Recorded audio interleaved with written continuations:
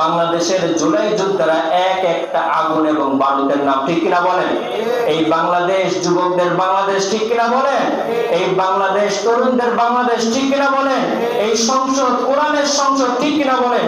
এক একটি বারুদ যেন এক একটা বোমা, প্রত্যেকটা বারুদ কালিমার এক একটা পতাকা স্তম্ভ তৈরি করে। আল্লাহু আকবার করেন। জুলাই আবু সাঈদ মুক্ত, তারা শহীদ হয়েছে, বাংলাদেশকে ইসলামের জন্য আল্লাহ তাআলা কবুল করে নিয়েছে। বলে আল্লাহুম্মা আমিন। আমাদের 5 মে শাপলা চত্বরে শত শত আলেম ওলামা নীরবে নির্দ্বিধায় অকাতরে নিজস্বভাবে নৃশংসভাবে তাদেরকে হত্যা করা হয়েছে। তাদের রক্তগুলো জমিনের মধ্যে ঢেলে দিয়ে তারা প্রমাণ করে দিয়েছে আগামীর বাংলাদেশ ইসলামের বাংলাদেশ, ঠিক কিনা বলে? যারা ইসলামের বিরুদ্ধে চলবে, আমরা ইস্পাতের মতো লোহার সৈনিকের মতো আমরা ওমরের আদর্শ বুকে লালন করে খালেদের তরবারি হাতে নিয়ে আমরা আবার ইস্পাত সেতু বন্ধন তৈরি করে আমরা ইকুরিয়া থেকে কারাপট্টি, মোহনীপট্টি থেকে মুসলিমনগর, সাতপাখি থেকে পারকেন্ডারিয়া, কালীগঞ্জ থেকে আগানগর, কদমতলী থেকে আগারগাঁও, প্রত্যেকটা জায়গার মুমিন মুসলমান আমরা একত্রিত হয়ে আবার আল্লাহর দ্বীনকে হেফাজতের জন্য আমরা ইস্পাত সেতু বন্ধন তৈরি করে পুরা বিশ্বকে দেখাই দেব ইসলাম আছে, ইসলাম থাকবে, ইসলামকে রুখে দেওয়ার শক্তি পৃথিবীতে কারণে, ঠিক কিনা বলেন? বিল্লাহি তাকবীর, বিল্লাহি তাকবীর। ইসলামের শত্রুরা জোরে, ইসলামের শত্রুরা, আলেম ওলামার শত্রুরা, আলেম ওলামা যেখানে আল কোরআনের আলো, আল হাদিসের আলো, নারায়ে তাকবীর। আল্লাহ তাআলা আমাদের সকলের ঈমানকে ইস্পাতের মতো মজবুত করে দেখ করে আমি যারা সুন্নাত পড়ে চালাটা কবুল করুন।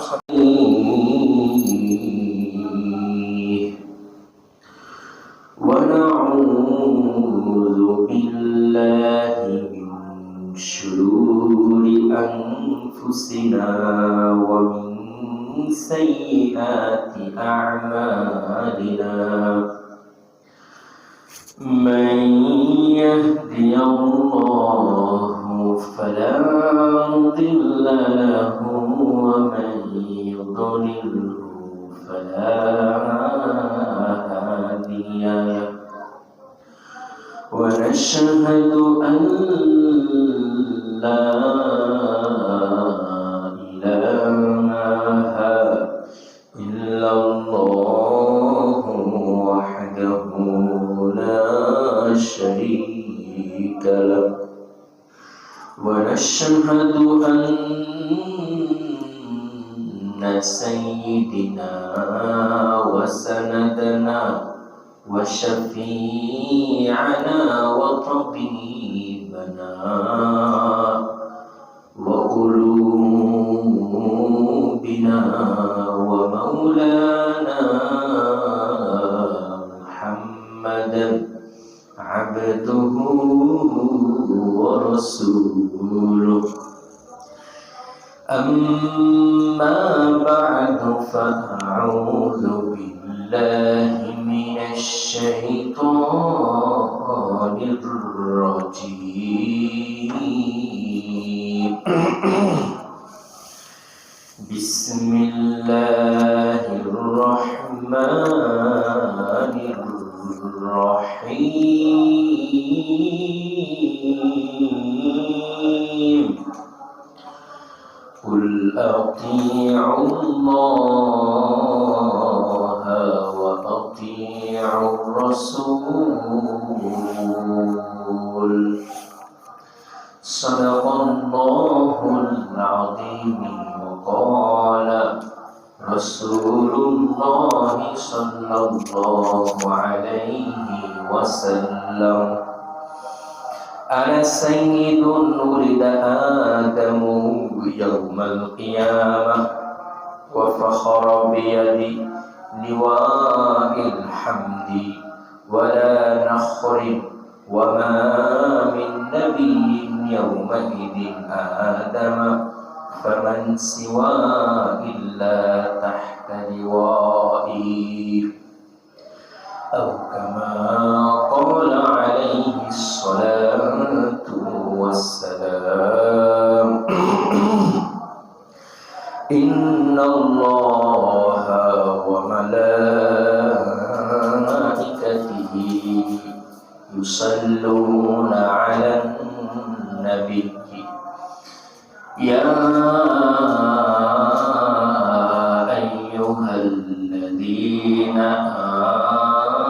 آمنوا صلوا عليه وسلموا تسليما لا إله أذكر قل لا إله لا إله إلا الله কারেক্টার লাইনে যায় না যে ফাঁকার জায়গাটা আছে না যে বাথরুমের যে ফলসার ওইটার যে একটা গেট আছে গেটটা খুললে চার্জারটা পাবে وقال تعالى في شان حبيبه ومحبوبه ومعشوقه مخبرا وآمرا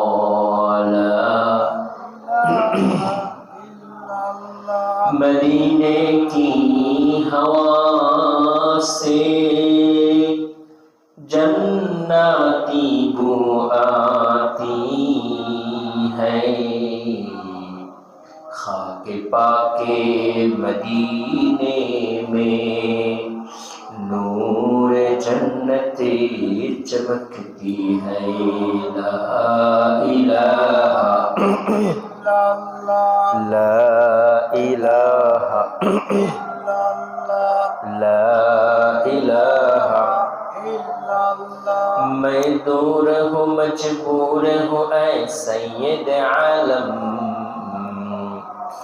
मैं दूर हूँ मजबूर हूँ ऐ सैयद आलम दीदार दिखाते नहीं आवाज सुना दो दीदार दिखाते नहीं आवाज सुना दो ला इलाहा इलाहा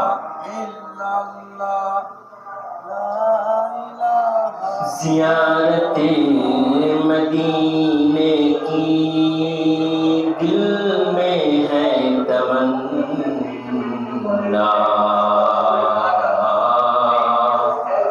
नहीं है मेरे पास सफर का समाना ला इलाहा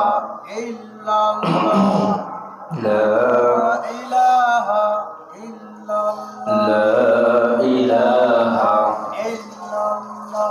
रुखसार से बुर्क़ों का जरा पर्दा उठा दो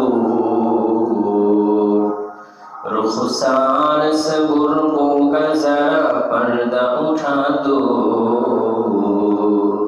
लिल्लाहि मुझे हुस्न खुदा दाद दिखा दो लिल्लाहि मुझे हुस्न खुदा दाद दिखा दो ला इलाहा لا إله بلغ العلا بكماله كشف الدجى بجماله حسنت جميع خصاله صلوا عليه وآله لا لا إله لا إله إلا الله محمد رسول الله صلى الله عليه وسلم الحمد لله মহান রব্বুল আলামিনের আলিশান দরবারে অগণিত অসংখ্য সুজদা ইকরাম যে মহান রব্বুল আলামিন আমাকে এবং আপনাকে অত্যন্ত দয়া এবং মায়ার চাদরে আবৃত করে জুমার পূর্ব মুহূর্তে 19 ডিসেম্বর 2025 রোজ শুক্রবার জুমার পূর্ব মুহূর্তে আল্লাহ তাআলা আমাকে আপনাকে আশা বসা তৌফিক দান করেছেন। এই জন্য দিলের অন্তর্গহীন থেকে আমরা সকলে আনন্দ চিত্তে শুকরগুজার করি আলহামদুলিল্লাহ। আর একটু জোরে করি আলহামদুলিল্লাহ। সম্মানিত মুসলিম কেরাম, আমার ভাইরা, আল্লাহ রাব্বুল আলামিন কুরআনুল কারীমের মধ্যে ৬৬৩২টি আয়াত নাযিল করেছেন।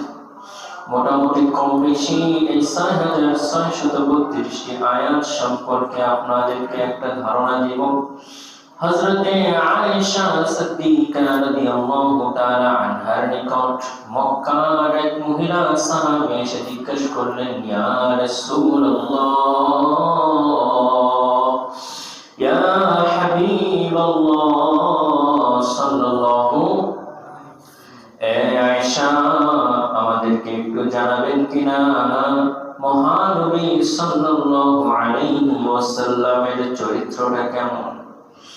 আমার আম্মা জান হযরত আয়েশা সিদ্দিকা রাদিয়াল্লাহু তাআলা আনহা অত্যন্ত বুদ্ধিমত্তার সহিত একটা উত্তর দিলেন, গো চাচা। হযরত আয়েশা বললেন, ও মহিলা, তুমি কি কোরআনুল কারীম দেখো না? এই কোরআনুল কারীমের ৬৬৩২টি আয়াত, কোরআনুল কারীমের ৩০টি পারা, কোরআনুল কারীমের ১১৪টি সূরা, পুরাটাই আমার নবীর চরিত্র। সুবহানাল্লাহ। আল্লাহ রাব্বুল আলামিন কোরআনুল কারীমের মধ্যে যতগুলো আয়াত নাযিল করেছেন, প্রত্যেকটা আয়াত আমার রাসূলকে ভালোবেসে নাযিল করেছেন। আজকের জুমার সংক্ষিপ্ত পূর্ব মুহূর্তে আমার জ্ঞানে যতটুকু ধরে, আমার সাধারণ মেধায় যতটুকু ধরে, আমি আপনাদেরকে বোঝানোর চেষ্টা করব। সবাই বলেন, ওয়া তাওফীকি ইল্লা বিল্লাহ। আলোচনার শুরুতে আমরা রব্বুল আলামিনের কাছে নত হব। সবাই বলেন, সুবহানাকা লা ইলমা লানা ইল্লা মা আল্লামতানা ইন্নাকা আনতাল আলিমুল হাকীম। অর্থ, আয় আল্লাহ, আমাদের কোনো জ্ঞান নাই, আপনি আমাদেরকে দয়া করে মায়া করে যতটুকু জ্ঞান দান করেছেন তা সম্পূর্ণই আপনার সুবিচার। সুবহানাল্লাহ।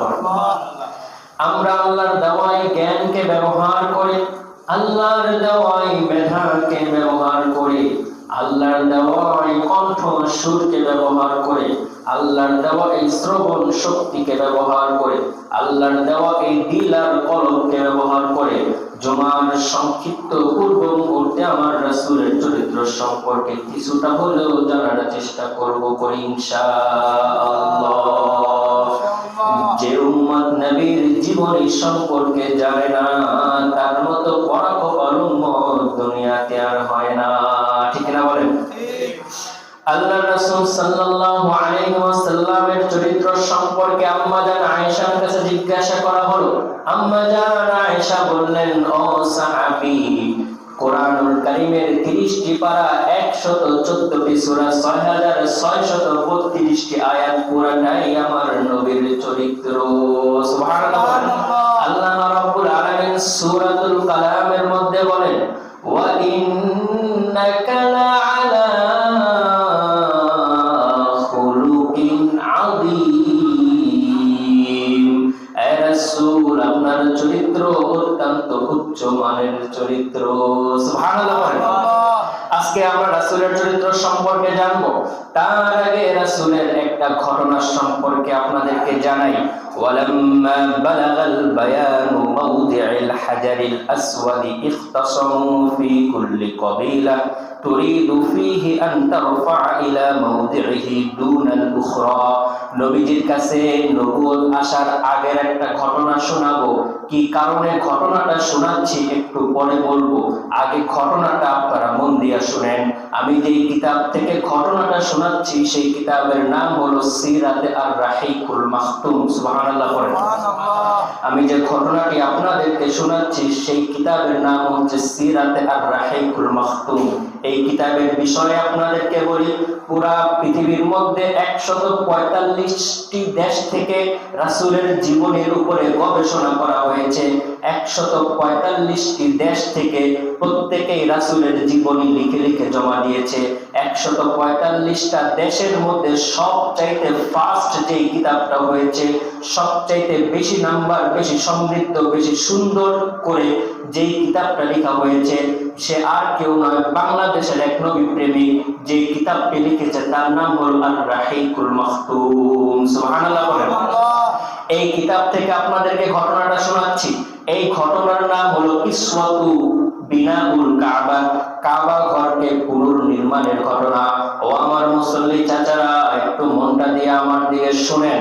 আল্লাহ রাসূল সাল্লাল্লাহু আলাইহি ওয়াসাল্লামের জামানায় মক্কার মধ্যে বিশাল এক প্লাবন আসলো, বিশাল এক, এটাকে কি বলেন, বন্যা আসলো। বন্যা আসার পরে মক্কাতুল মুকাররমার মধ্যে কিছুটা ক্ষয়ক্ষতি দেখা গেল, কিছুটা ড্যামেজ দেখা গেল, কিছুটা শ্যাওলা দেখা গেল।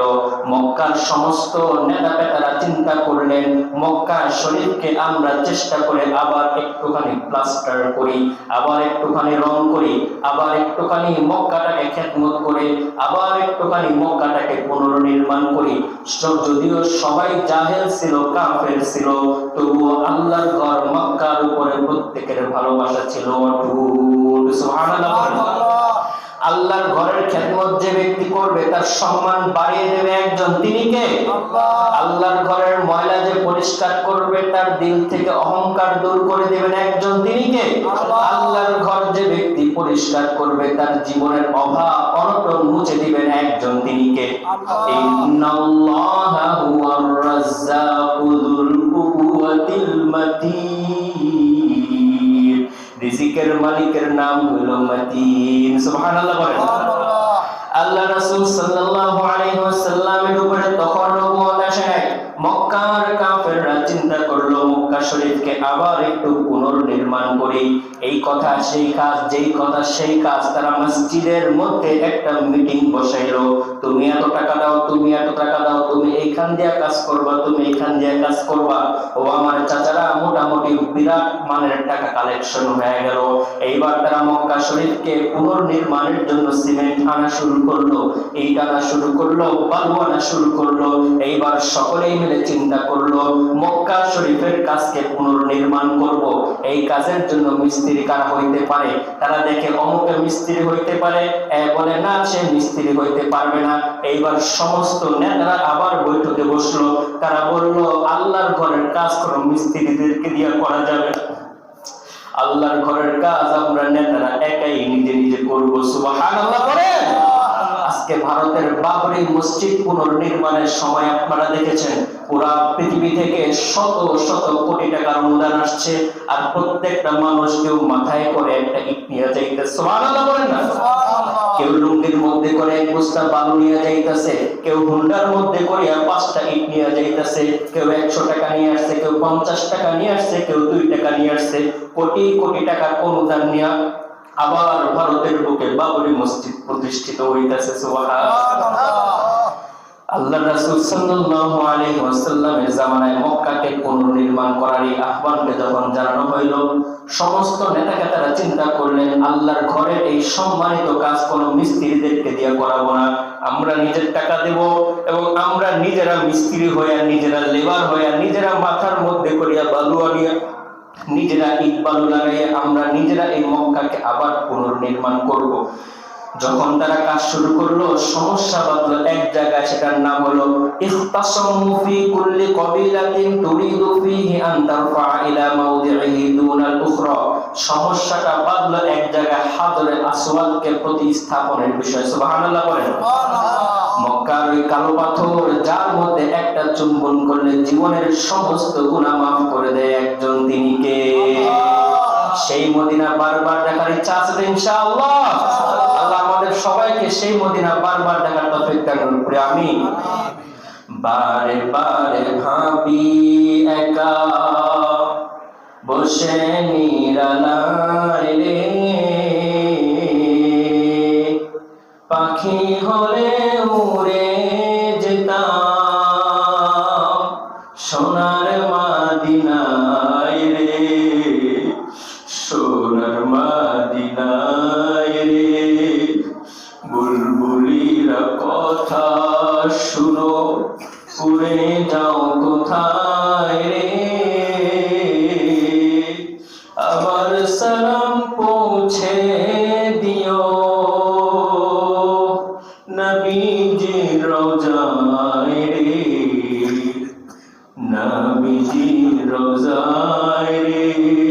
সরকার আসসালাতু ওয়াসসালামু আলাইকা ইয়া রাসূলুল্লাহ, আসসালাতু ওয়াসসালামু আলাইকা ইয়া হাবিবাল্লাহ, আসসালাতু ওয়াসসালামু আলাইকা ইয়া আশরাফিল আমবিয়া ওয়াল মুরসালিন। আল্লাহ, আপনি আমাদের এই সালামকে নবীজির রওজায় পৌঁছায় দেন করি আমিন। আমার সালাম যদি নবীজির রওজায় পৌঁছে যায়, নবীজি আমাকে ডাক দিবে আমার জন্য মক্কায় যাওয়া উপস্থিত হয়ে যায়। সুবহানাল্লাহ। ও আমার চাচারা, মক্কায় যাওয়া টাকার খেলা না, মক্কায় যাওয়া ভালোবাসার খেলা, ঠিক কিনা বলেন? মক্কার মধ্যে কিন্তু আবু জেহেলও ছিল, কিন্তু সে কিন্তু ভালোবাসতে পারে না। একজন মক্কায় প্রতি বছরে 10 বার করে যায়, মক্কায় গেলেই যে সেই ইমানদার এটা বলা যায় না। আরেকজন গরু বেচা, ছাগল বেচা, লুঙ্গি বেচা, বইয়ের গয়না বেচা মক্কায় যায়, আরেকজন দিনে 2 বার করে যায়, দুইটা কিন্তু এক না। কথা বলে ঠিক না? ওয়াইস কর্ণী জীবনে একবার মক্কায় আসতে পারে নাই, নবীজি তার জন্য নিজের জুব্বাটা খুলে রেখে গেছে। সুবহানাল্লাহ। তাহলে ভালোবাসা হয় দিল দিয়া, ভালোবাসা কি দিয়া হয়? ভালোবাসা কিন্তু টাকা দিয়া হয় না। কথা বলেন ঠিক না? আর যদি সুদের টাকা দিয়া মক্কায় যান, আপনার জান্নাত তো হবে মনে হয়? আল্লাহ হেফাজত করুক করি আমি। সমস্যাটা বাঁচলো এক জায়গায়, বলেন তো সেই সমস্যাটা কি? হজরে আসওয়াদকে প্রতিস্থাপন করার জন্য। হজরে আসওয়াদ অত্যন্ত সম্মানিত একটা বিষয়, যেরকম মসজিদের মধ্যে মিম্বার অত্যন্ত সম্মানিত। চাচাই বলে মিম্বারের কাজটা আমি করব, আবার এই যুবক ভাই বলে না মিম্বারের কাজটা আমি করব, আবার এই চাচা বলে মিম্বারের কাজটা আমি করব। সবাই বলে কোটি টাকা লাগলে কোটি টাকা দিব, কিন্তু হুজুরের মিম্বারের কাজটা আমি করব, কাউরে করতে দিব না। সুবহানাল্লাহ বলে। মসজিদের প্রতি কাফেরদের এই ভালোবাসা আল্লাহ রাসূল সাল্লাল্লাহু আলাইহি ওয়াসাল্লাম দেখতেছিলেন। এত বেশি তাদের মধ্যে ঝগড়া ফাসাদ শুরু হইল, এমনকি হাত্তা তুহালাফু ওয়া আদুউ লিল কিতাল, তাদের মধ্যে একে অপরের প্রতি হত্যা করার মতো পরিবেশ সৃষ্টি হয়ে গেল। কি কারণে? হজরে আসওয়াদটাকে প্রতিস্থাপনের জন্য। সুবহানাল্লাহ বলেন। কিন্তু তারা সবাই কাফের, কিন্তু তারা সবাই আল্লাহ কবুল করুক করে আমিন। হাত্তা তুহালিফু আদুউ লিল কিতাল, এমনকি একে অপরের উপরে ছুরির আঘাত শুরু করলো, যে হজরে আসওয়াদ যদি অন্য কেউ ধরে তার হাতকে কেটে ফেলবো, কিন্তু হজরে আসওয়াদ আমি প্রতিস্থাপন করব। সমস্যাটা বড় কঠিন হয়ে গেল। সুম্মাত্তাফাকু আলা আন ইয়াহকুমা বাইনাহুম, এর মধ্যে তারা একটা মশওয়ারা বসলো যে কি করা যায়। একটা বোর্ড মিটিং বসলো, বোর্ড মিটিং এর মধ্যে ফয়সালা হইল হাত্তা ইয়াহকুমা বাইনাহুম আউয়ালু দাখিলিন মিন বাবিল মসজিদি, আগামী কাল সকালবেলা যে ব্যক্তি সর্বপ্রথম মসজিদের মধ্যে প্রবেশ করবে, আমরা কেউ হজরে আসওয়াদ হাত দিব না, আমরা সবাই নিরপেক্ষভাবে সেই ব্যক্তির একটা ফয়সালা আমরা মেনে নিব। পড়েন না সুবহানাল্লাহ। ইন দি মিন টাইম, ঘটনাক্রমে ইত্তিফাকান, কোইনসিডেন্টলি, ঘটনাক্রমে পরের দিন মসজিদের মধ্যে ফাকানা রাসূলুল্লাহ সাল্লাল্লাহু আলাইহি ওয়াসাল্লাম রাওয়াহু ক্বালু হাদাল আমিন রাদিনা বিহি হাদা মুহাম্মাদ।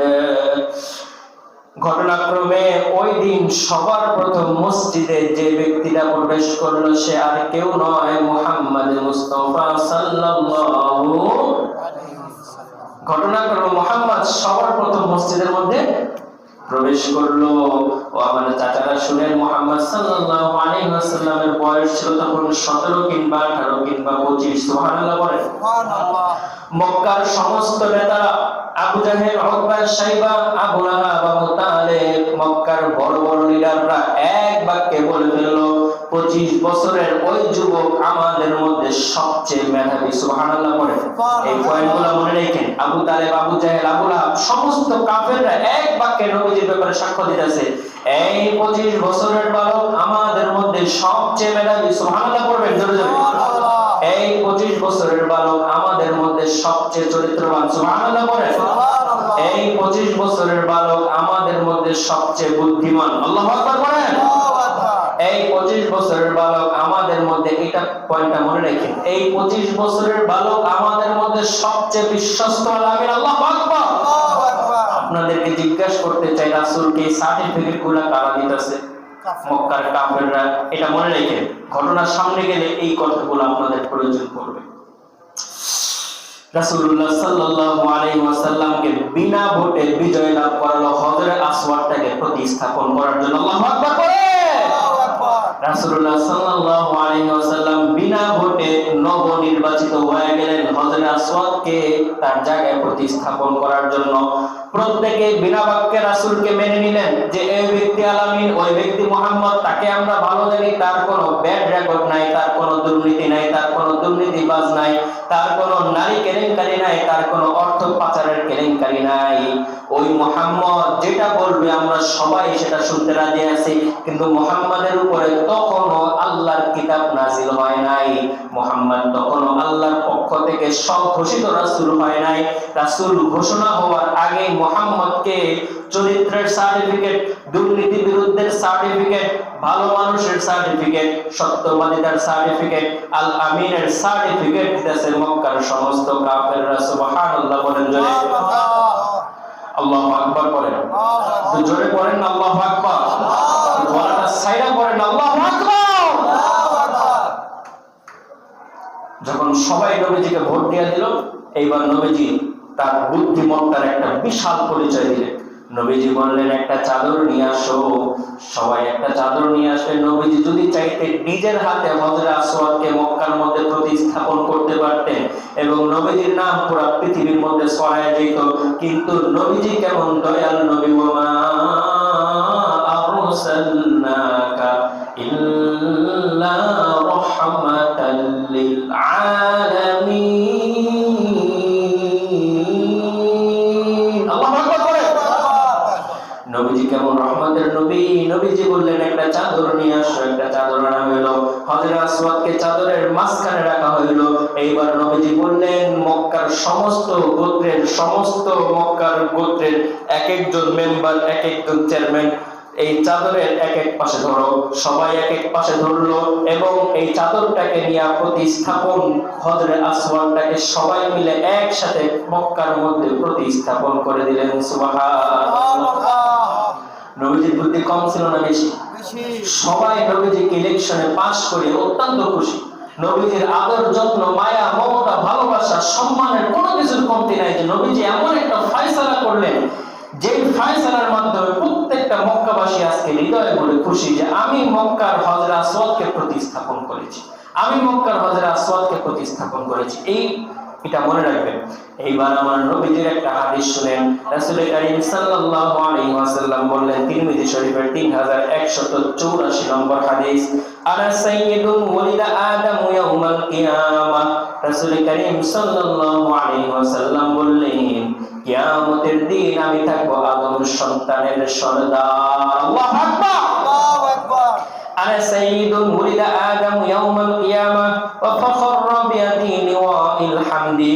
এবং আল্লাহ রাব্বুল আলামিন আমাকে তার প্রশংসা করার মতো সুযোগ দান করবেন। সুবহানাল্লাহ।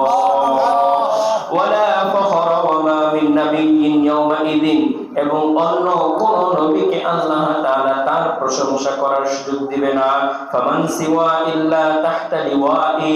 শুধুমাত্র আরশের নিচের ফেরেশতারা ছাড়া আর পুরা কিয়ামতের ময়দানে আল্লাহর প্রশংসা করার ওয়াদার শক্তি পাবে একজন, তিনি আর কেউ নয়, আমার আপনার প্রাণের নবী মুহাম্মদ মুস্তাফা সাল্লাল্লাহু আলাইহি ওয়াসাল্লাম।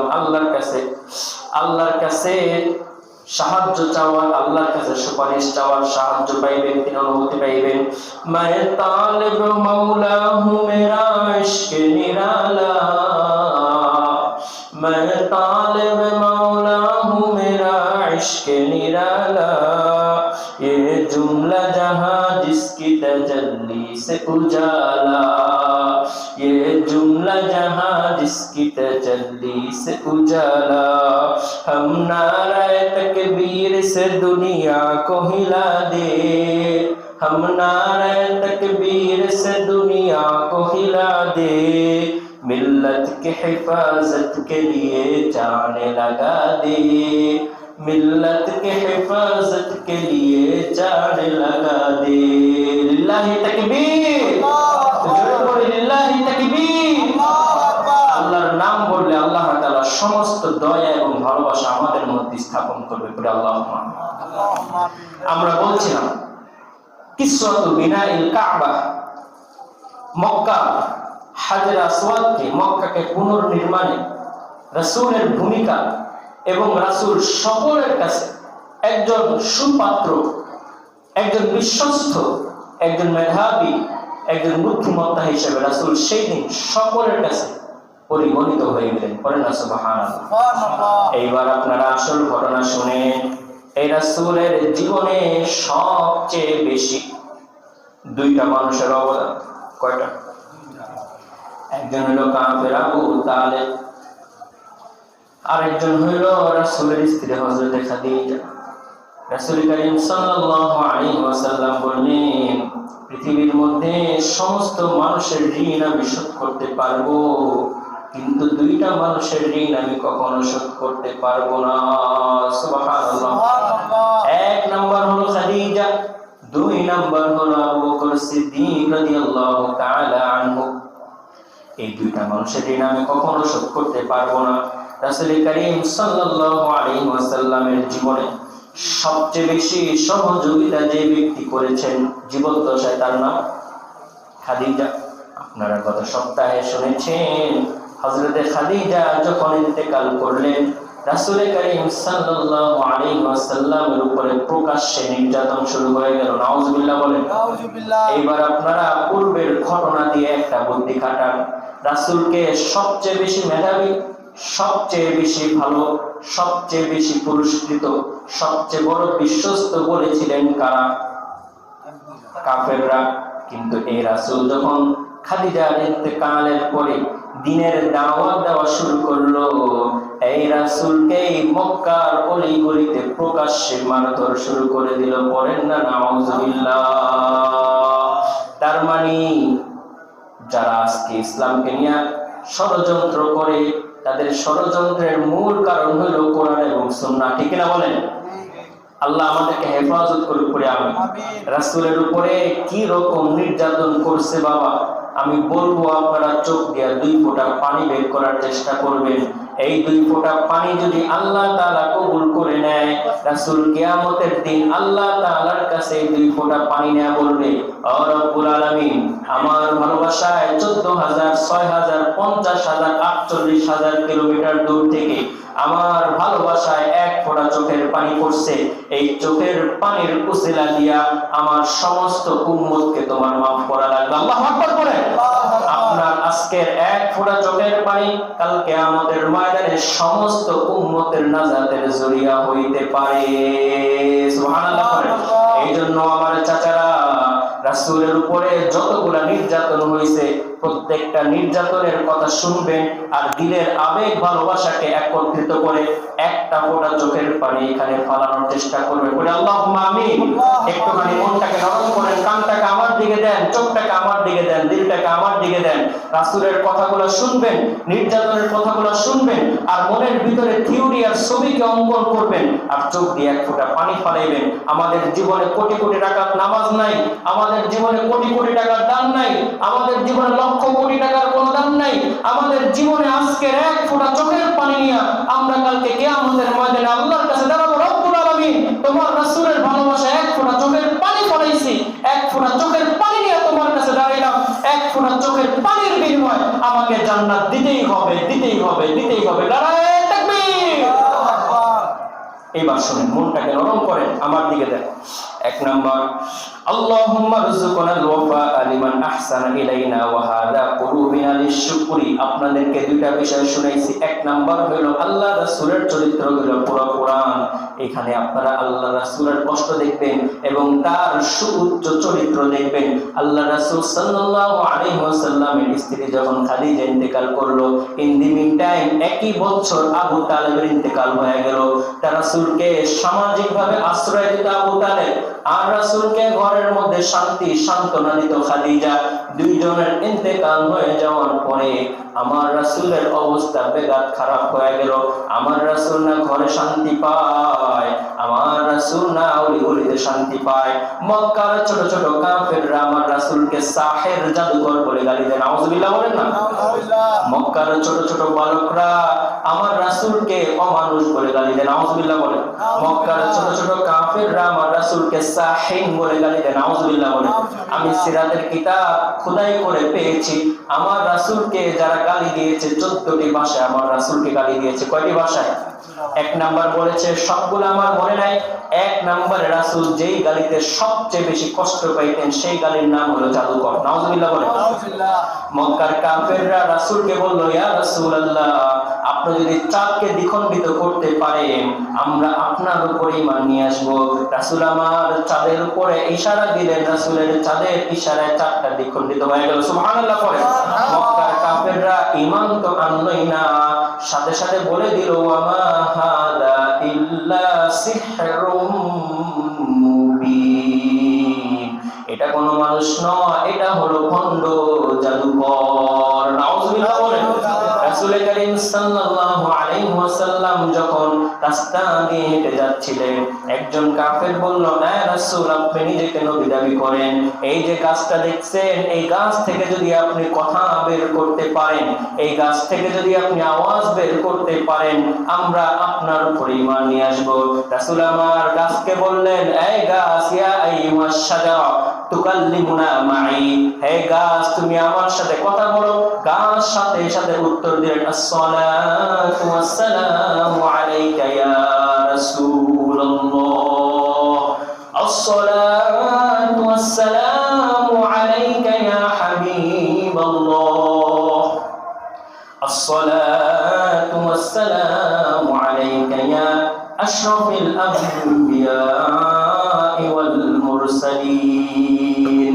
গাছ সাথে সাথে ডাক দিয়া বলল, ইয়া রাসূলুল্লাহ, আপনার উপরে সালাম বর্ষিত হোক। আমি জীবনের শুরু থেকে আজ পর্যন্ত আল্লাহর কাছে দোয়া করতেছিলাম, ওগো রব্বুল আলামিন, আপনার মায়ার হাবিব রাসূলের সাথে আমাকে একবার কথা বলার তৌফিক দিয়ে দেন।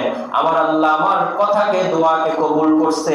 আজকে আমি 100 বছর পরে আপনার সাথে একবার কথা বলার সুযোগ পেয়েছি। সুবহানাল্লাহ, সুবহানাল্লাহ।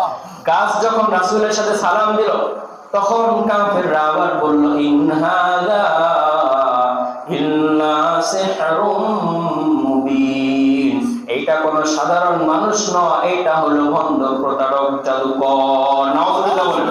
রাসূল যেই গালিটাতে সবচেয়ে বেশি কষ্ট পাইতেন সেটা হলো জাদুকর। মুসলমানদের মধ্যে জাদুকর আছে না নাই? জাদুকরি জায়েজ না হালাল?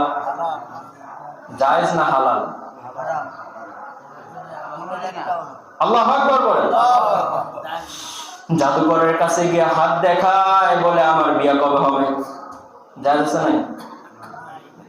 জাদুকরের কাছে গিয়া মাথা দেখায়, বলে দেখো তো আমার মাথায় কয়টা বিয়া? আছে না নাই? করা যাবে না যাবে না? আল্লাহ হেফাজত করে আমি।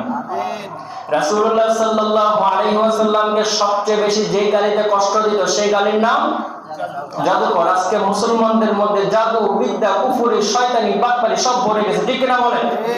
প্রত্যেকদিন ঘর থেকে বের হওয়ার সময় পড়বেন, কুল আউযু বিরাব্বিন নাস মালিকিন নাস ইলাহিন নাস মিন শাররিল ওয়াসওয়াসিল খান্নাস আল্লাযী ইউওয়াসওয়িসু ফি সুদুরিন নাসি মিনাল জিন্নাতি ওয়ান নাস।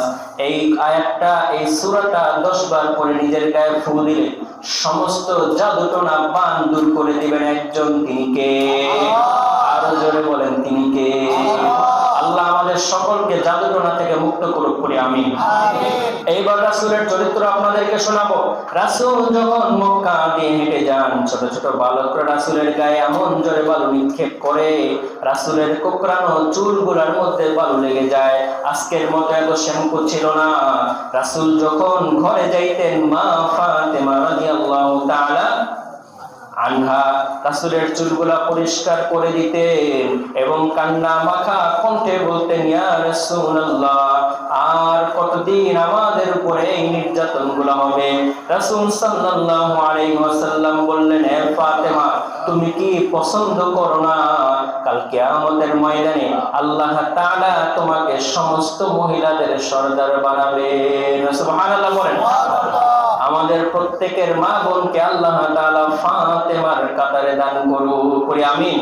ওয়া সাইয়্যিদাতু নিসাই আহলিল জান্নাহ।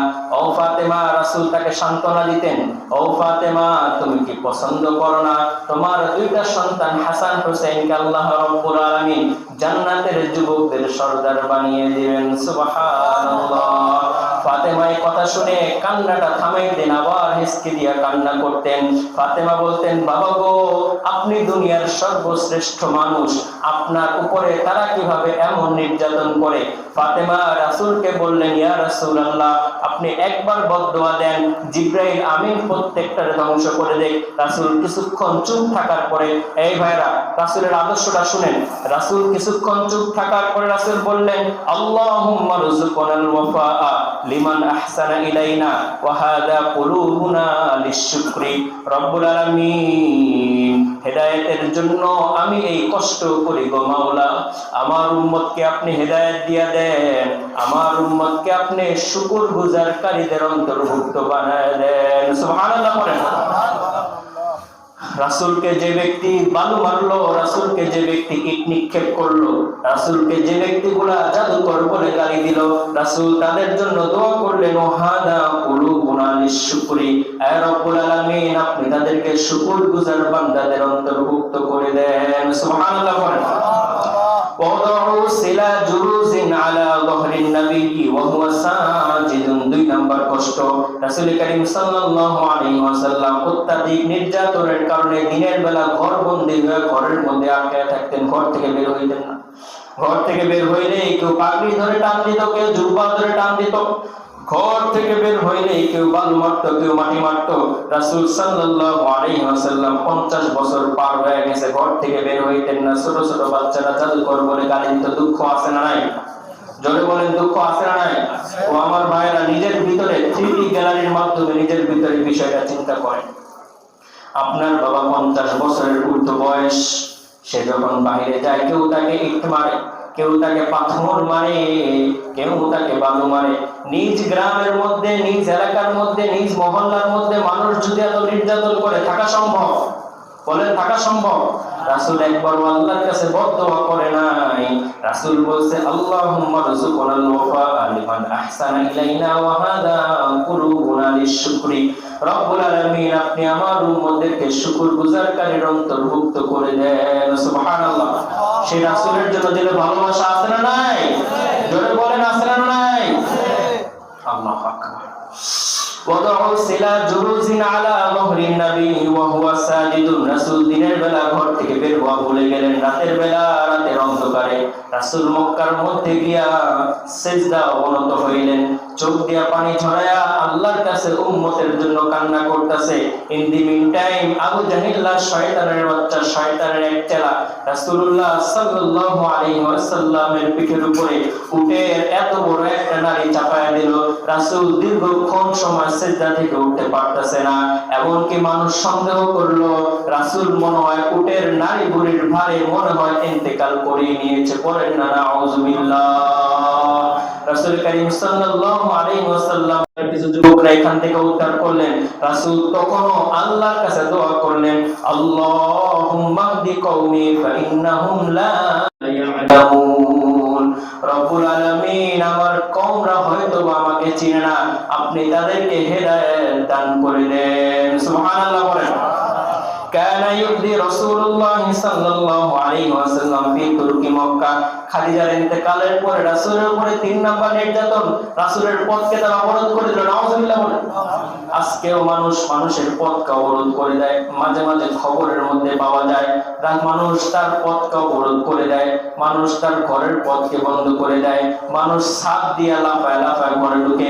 এই জাহালত 1400 বছর আগে ছিল, এখনো আছে না? নাই? হালকা পাতলা আছে, বেশি না, হালকা পাতলা আছে।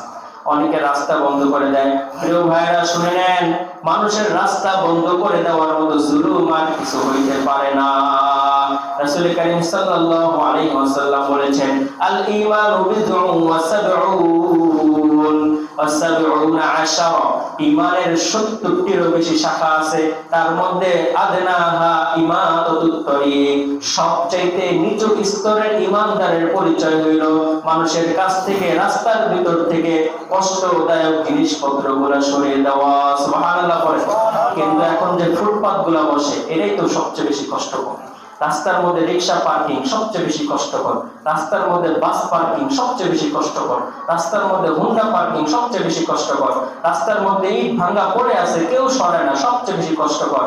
আপনি যদি জুড়াই পোস্তগোলার এখানে আপনার স্ত্রীর সন্তানকে নিয়ে যান, 1 সেকেন্ড যদি আপনার চোখটা বন্ধ করেন, দেখবেন আপনার সন্তান মরে গেছে, আপনার স্ত্রীও কোনো এক বাসের ধাক্কায় বা কোনো এক সিএনজির ধাক্কায় শেষ হয়ে গেছে। আদনাহা ইমাতাতুত তরিক, একজন ঈমানদারের সর্বনিম্ন স্তরের ঈমান হলো রাস্তা থেকে কষ্টদায়ক জিনিসগুলোকে সরায় দেওয়া। বলি আল্লাহুম্মা আমিন। আল্লাহ তাআলা আমাদেরকে রাস্তার মধ্যে টেবিল লাগানি, রাস্তার মধ্যে চেয়ার লাগানি, রাস্তার মধ্যে হোটেল লাগানো, রাস্তার মধ্যে দোকান লাগানো, রাস্তার মধ্যে ভ্যান গাড়ি লাগানো, রাস্তার মধ্যে হুন্ডা লাগানো, রাস্তার মধ্যে গাড়ি লাগিয়ে মানুষের জনমানবকে হতাশ করা, পেরেশান করা, মানুষের চলাচলকে ব্যাঘাত করা। কত মানুষ রোগী আছে, যাওয়ার টাইমে এই জ্যামের কারণে মারা যায়। কত মানুষ বিদেশে যাবে, জ্যামের কারণে ফ্লাইটটা মিস হয়ে যায়। কত মানুষ দেশে যাবে, জ্যামের কারণে তার ট্রেনটা মিস হয়ে যায়। কত মানুষ রোগী, জ্যামের কারণে রাস্তার মধ্যে মরে যায়। কত মানুষ তার সঠিক জায়গায় পৌঁছতে পারে না। কত মানুষের চাকরি নষ্ট হয়ে যায় সঠিক জায়গায় সঠিক টাইমে পৌঁছতে না পারার কারণে। এই কাজগুলো হয় রাস্তার মধ্যে অবৈধ স্থাপনার কারণে। ঠিক না বলে? আমরা যদি রাসূলের সঠিক উম্মত হইতাম, তাহলে রাস্তা থেকে, রাস্তার মধ্যে মানুষকে এরকম হয়রানি আর কষ্ট দিতাম না। বলেন ঠিক না? আল্লাহ তাআলা আমাদেরকে হেফাজত করে পড়ে আমিন। রাসূলুল্লাহ সাল্লাল্লাহু আলাইহি ওয়াসাল্লাম আল্লাহর কাছে দোয়া করলেন। প্রত্যেকটা নির্যাতনের বিপরীতে আল্লাহর রাসূল একটা দোয়া করে নাই। রাসূলকে যখন উটের নাড়ি ভুঁড়ি চাপায় দিলেন, তখন রাসূল দোয়া করলেন, আল্লাহুম্মা হদি কওমি ফাইন্নাহুম লা ইয়ালামুন। রব্বুল আলামিন, এরা আমাকে চিনে না, আপনি এদেরকে হেদায়েত দান করে দেন যেন আমাকে চিনে। এরপরে যখন রাসূলের রাস্তা আটকে দিলেন, রাসূল বাজারে যাইতে পারে না, রাসূল দাওয়াতের জন্য বের হইতে পারে না, তখন রাসূল আল্লাহর কাছে আবার দোয়া করলেন, রব্বি জিদনি সবরান ওয়া সাব্বিতনি আলা দীনি। আয় রব্বুল আলামিন, আপনার দিন পালন করতে যায় আমি সর্বদিক থেকে, চতুর্দিক থেকে চতুর্মুখী কষ্টে নির্যাতনে নির্যাতিত হইতাছি। রব্বুল আলামিন, আপনি আমার কলবটাকে দৃঢ় স্থির করে দেন। করে আল্লাহুম্মা আমিন। রাসূলের কাজ করতে হলে, রাসূলের সম্মানকে অটুট রাখতে হলে দিলের স্থিরতা থাকতে হবে, মজবুত। আল্লাহু আকবার করেন। ইত্তাফাকুনা আতাকতুলুনা রাজুলান আইয়াকুলা রাব্বি আল্লাহ। রাসূলের যখন এরকম এহেন পরিস্থিতি দেখলেন, কেউ একজন বের হয় না, যে রাসূলের পক্ষে প্রতিবাদ করবে তাকেই আয়না ঘরে পাঠানো হবে, যে রাসূলের পক্ষে প্রতিবাদ করবে তাকেই পুলিশ ধরে নিয়ে যাবে, যে রাসূলের পক্ষে প্রতিবাদ করবে তাকেই গুম আর খুন করে দেওয়া হবে, যে রাসূলের পক্ষে একটা প্রতিবাদ করবে তাকেই ক্রস ফায়ারে হত্যা করে দেওয়া হবে, যে রাসূলের পক্ষে প্রতিবাদ করবে ইন্ডিয়ার দালালেরা তাদেরকে ক্রস ফায়ার করে দিবে। কেউ যখন রাসূলের পক্ষে দাঁড়ায় না, একজন দাঁড়ায় গেলেন, তার নাম হলো আবু বকর রাদিয়াল্লাহু তাআলা আনহু। সুবহানাল্লাহ করেন। আল্লাহ আমাদের সকলকে আবু বকরের মতো কবুল করে নাও, করে আমিন। আমাদের যুবকগুলোকে আবু বকরের মতো কবুল করে নাও, করে আমিন। আবু বকর দাঁড়ায় একটা কথা বললেন, কথাটা আমার আল্লাহর কাছে এত ভালো লাগলো, আমার আল্লাহ তাআলা কোরআনুল কারীমের মধ্যে কথাটাকে লিখে দিলেন। সুবহানাল্লাহ। আবু বকর দাঁড়ায় বললেন, আতাকতুলুনা রাজুলান আইয়াকুলা রাব্বি আল্লাহ ওয়া ক্বাদ জাআকুম জাআকুম বিল বাইয়িনাতি মিনাল হক। তোমরা কি একটা মানুষকে শুধুমাত্র এই জন্যই হত্যা করতে চাও যে মানুষটা তোমাদেরকে আল্লাহর দিকে দাওয়াত দেয়? আল্লাহু আকবার করেন। আবু বকরের কথা শুনে প্রত্যেকটা মানুষের দিলটা নরম হয়ে গেল। আমার রাসূল এই মুহূর্তে আল্লাহর কাছে আরেকটা দোয়া করলেন, আল্লাহুম্মা মুসাররিফাল কুলুব সাররিফ কলবি আলা তাআতিক। রব্বুল আলামিন, আপনি আমার এই উম্মতের দিলগুলোকে প্রশস্ত করে দেন, তারা যেন ঈমানের নূর দিলের মধ্যে লালন পালন করতে পারে। আপনি আমার উম্মতদেরকে তার জন্য কবুল করে নেন, করে আমিন। আল্লাহুম্মা ইন্নী আসআলুকা সিবাতা ফিল আমরি। যদি কখনো দেখেন দিলের ভিতরে কুফরি আসে, যদি তো কখনো দেখেন দিলের মধ্যে নাফরমানি আর নিফাকি আসে, যদি কখনো দেখেন নামাজ পড়তে ভালো লাগে না, যদি কখনো অনুভূত হয় যাকাত দিতে ভালো লাগে না, যদি কখনো অনুভূত হয় আমার তো দিন ভালো লাগে না, যদি কখনো নাস্তিক মুরতাদ আপনাকে খোঁচা মারে, আপনি সাথে সাথে রাসূলের দোয়াটা পড়বেন। নাসাঈ শরীফের মধ্যে আল্লাহর রাসূল বলে, আল্লাহুম্মা ইন্নী আসআলুকা সিবাতা ফিল আমর। এই দোয়াটা যদি আপনি 100 বার পড়েন, আপনার দিলের মধ্যে ঈমানকে আল্লাহ তাআলা এমন ভাবে মজবুত করে দিবেন যে মৃত্যুর সময় আল্লাহ তাআলা আপনার জবানের মধ্যে জারি করে দিবেন, লা ইলাহা ইল্লাল্লাহু মুহাম্মাদুর রাসূলুল্লাহ। আরেকবার পড়েন না, লা